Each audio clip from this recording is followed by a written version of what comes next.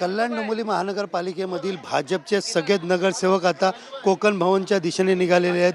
मी सध्या उभा आहे जिमखाना परिसरात आणि आपण पाहू शकता या ठिकाणी भाजपचे सगळेच नगरसेवक जे आहेत ते एकत्र आलेले आहेत. एकत्र बसचा प्रवास करत जो आहे कोकण भवनाच्या दिशेने हे निघणार आहेत. विशेष पाहिलं तर गटनेत्याचं त्या ठिकाणी नियुक्ती देखील करण्यात येणार होती, मात्र त्यांचं नाव आधीच या ठिकाणी वरिष्ठांनी सुचवलं आहे. एकंदरीत गटनेता म्हणून या ठिकाणी शशिकांत कांबळे यांची नियुक्ती करण्यात आलेली आहे. एकंदरीत पाहिलं तर गेल्या काही दिवसापासून कल्याण डोंबिवली परिसरामध्ये ज्या पद्धतीने राजकारण सुरू आहे आणि आता सध्या 3 तारखेला महापौर व उपमहापौराची निवड होणार आहे. मात्र त्याआधी गटस्थापन करण्यासाठी कोकण भवनाच्या दिशेने सगळेच नगरसेवक जे आहेत ते निघताना पाहायला मिळत आहेत. आपल्यासोबत जिल्हाध्यक्ष नंदू परब जे आहेत, आपण त्यांच्याशी संवाद साधूया. सर, काय सांगाल, आज सगळेच नगरसेवक कोकण भवनाच्या दिशेने निघाले आहेत? आज आम्ही आमचा गट स्थापन करतोय आणि आमचे पक्षाचे प्रदेश अध्यक्ष चव्हाणसाहेब आमचे दादा यांनी नाव सांगितलं आहे की शशिकांत कांबळे हे गटनेता असतील आणि त्यांना शुभेच्छा आहेत आमच्या.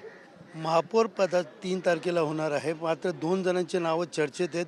भाजप म्हणून तुम्ही कोणाचं नाव सजेस्ट केलं आहे का, आणि इतर पदासाठी नेमकं तुमची काय बोलणी वगैरे झाली? भाजपा शिवसेना महायुतीचा महापौर बसणार आहे आणि तो सर्वस्वी पूर्णपणे हक्क हा शिवसेनेचा आहे.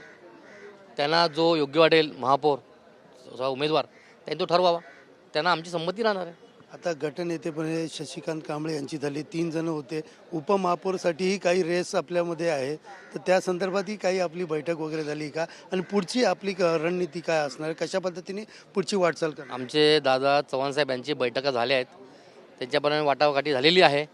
तुम्हाला लवकर आम्ही ते सांगू आम्हाला काय मिळालं, ते स्टँडिंग मिळालं आहे, महापौर मिळालं, उपमहापौर मिळालं.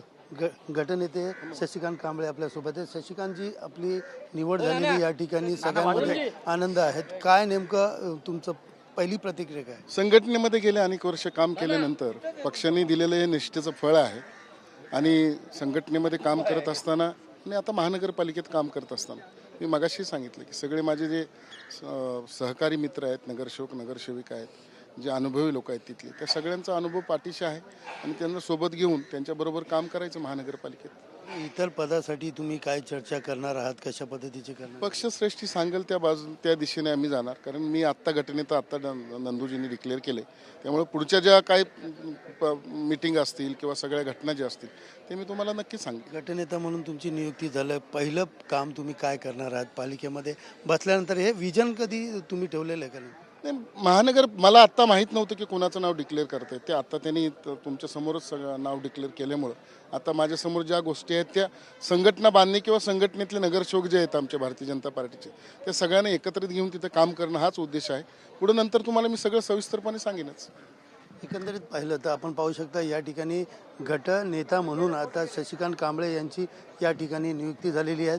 विशेषतः पाहिलं गेलं तर गेल्या काही दिवसापासून शिवसेना असेल किंवा मनसे असेल किंवा उद्धव बाळासाहेब ठाकरे पक्ष असतील, हे सर्वच पक्षाचे नगरसेवकांनी त्या ठिकाणी जाऊन आपलं गट जे आहे ते स्थापन केलेलं आहे.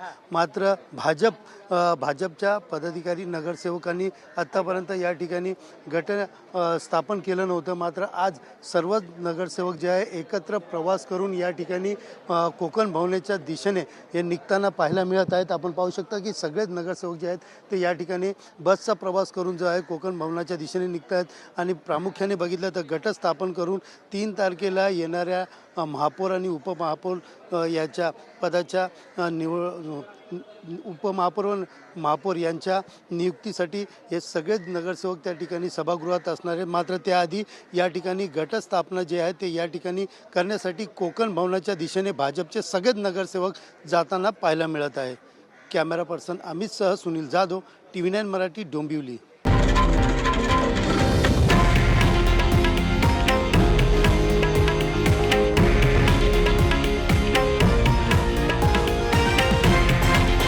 हे आहे देशातील नंबर 1 न्यूज नेटवर्क आणि आपण पाहत आहात TV9 मराठी, एकमेव.